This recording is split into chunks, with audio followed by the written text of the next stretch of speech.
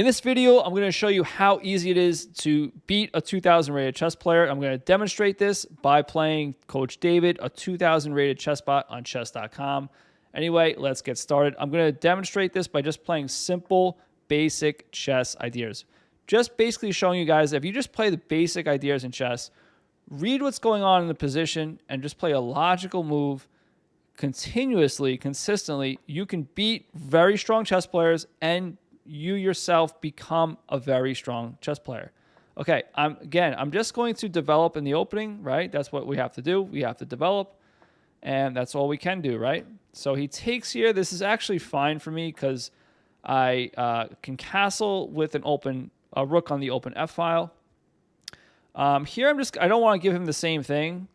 I'm going to retreat my bishop because I don't want him to take and him have the open F file. So knight g4. Knight g4, is that threatening something? This is a one-move threat, right? We have to ask ourselves, what's our opponent's threat? The same thing you do when you start chess as a 400 or whatever rating you are. You continue doing that as an advanced player. You still do the same things. He's attacking something. I have to defend it. What's the best way? I want my knight to come here at some point and go like this maybe.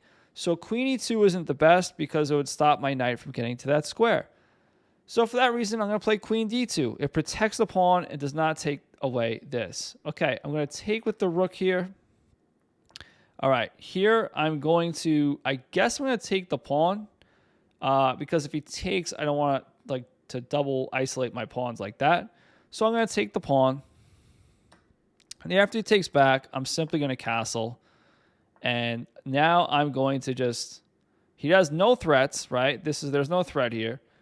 But I'm going to push, attack the rook, and now the rook is forced pretty much to come here.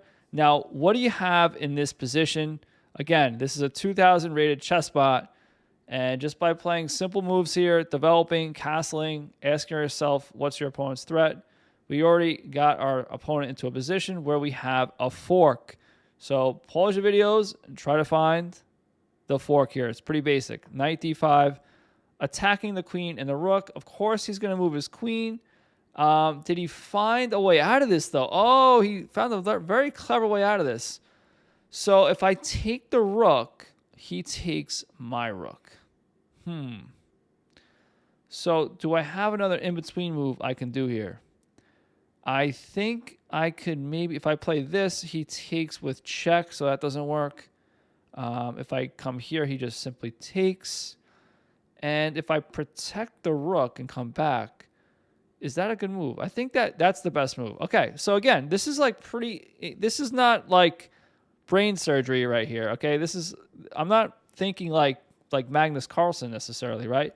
I'm just thinking basically, if I take his rook, his idea is to take my rook, and I don't come out with anything. I don't come out ahead, and I want to come out ahead here. But if I just simply protect my rook, I'm still attacking his rook. And now I can take because there's no pin, right? Because my rook's out of the way. And where does his rook go? He can't go here. He can't go here because my knight's there. He's still being attacked. Simple chess. Simple chess wins all the time. Now I take the rook. He takes. What's another concept you probably learned when you first started playing chess? When you're up material, trade down. You want to trade. Now, that's not always the case. You have to take other things in consideration, like king safety. Are you attacking? Is your opponent's king vulnerable? In that case, then you still don't want to trade down. But here, there's no reason not to just trade down. I'm also taking one of his pawns away from the center, which is always good. And now I'm just cleanly up the exchange, which means rook for knight in this case.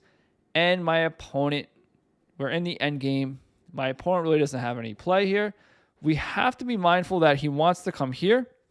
We have to see good potential squares for our opponent. So I could kind of maybe challenge that right away. Let's see. If I kick him out, he's just going to come here anyway. So that's not really great. I'm going to come here, rook e1. Now if he comes here and attacks my rook and attacks the pawn, I can handle both threats by playing this and defending this. So I'm defending my rook and this at the same time. Okay, now here I'm just going to, again, We don't want to complicate things. We're up material. We don't want him to, start getting away with stuff here. So I'm just going to trade knights. And now, yes, he did solidify this pawn, but we're heading in the right direction. We just have to find small ways to win this game. I'm going to challenge this, which might force him to play that. No, he plays this instead. So I'm just simply going to move the rook out of the way. So he attacks the rook. I move it out of the way. And now we could, I guess, what is he attacking? This? At this point, okay, so I could defend this, but then he's going to solidify. And this knight's going to be there forever. So if I take, he takes, I take, he takes, or I can take and he takes. Either way, it's the same thing. He attacks my rook. I move out of the way, and he's got to come back here. Oh, he attacks both rooks. So if I take, he takes, I have to come here. Okay, so I'm just going to take, and the whole point is to, trade down material. I'm not letting his knight stay there anymore. I can't play this because he has this move forking my rooks. So I simply just play rook c1 instead. I'm also attacking this pawn. I can't take it because he's attacking my rook, but it's just something to know. I'm going to simply move my rook out of the way from this attack and still defend my pawn. Again, basic, common sense moves here. All right. He's attacking the pawn through discovery.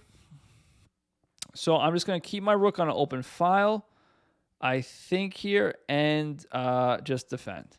So again, he takes. Good thing I'm defending my pawn, and I take back. All right. Now he's putting pressure on this pawn. I can simply just push the pawn, control more squares, and I get this pawn. So I gave up that pawn, but I'm getting this one. And now I'm going to attack the knight and the pawn. He throws in a check. I move towards the center. We're in the end game. He throws in another check. And again, I'm going to just move towards the center here. And he throws another check. Okay, so he actually has me going backwards now because I can't go forward anymore. So I'm going to have to play this. And he attacks the pawn. The problem with that is what? It's a big problem. Now, you're wondering, like, is this so easy to beat a 2,000 player? You're probably wondering, well, yeah, I'm doing it in real time. So you can see we're going to just do what here? Take the knight. So just by playing logical moves, reading your opponent, reading the position, and assessing what's most important in the position, what's the threats, how to deal with them, you could just beat 99% of chess players, even really strong chess players, and again, become a strong chess player yourself. Okay, I'm just going to get out of the check and take a pawn. And now I'm going to set up a mating attack. So we have to know that with the king here, taking away the first three squares, this sets up pretty much similar to like a back rank mate. Same concept as a back rank mate. So I'm going to do that. And if he comes here check, I can block with this rook. So I think that's a really good move. He blocked that way, but I can block with this rook.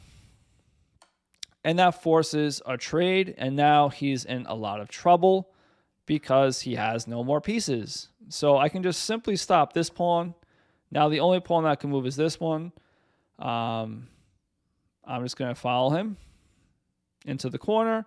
And now we're going to have checkmate here. All right, guys, hopefully you found that video helpful. I didn't do anything spectacular in that game. I just played logical, reasonable moves, saw pretty much like 1 or 2 move threats, and handled them. If you found this video helpful, please make sure you subscribe, like, comment, share. It really does help the channel. It helps spread chess. And also, in the spirit of spreading chess, check out this video.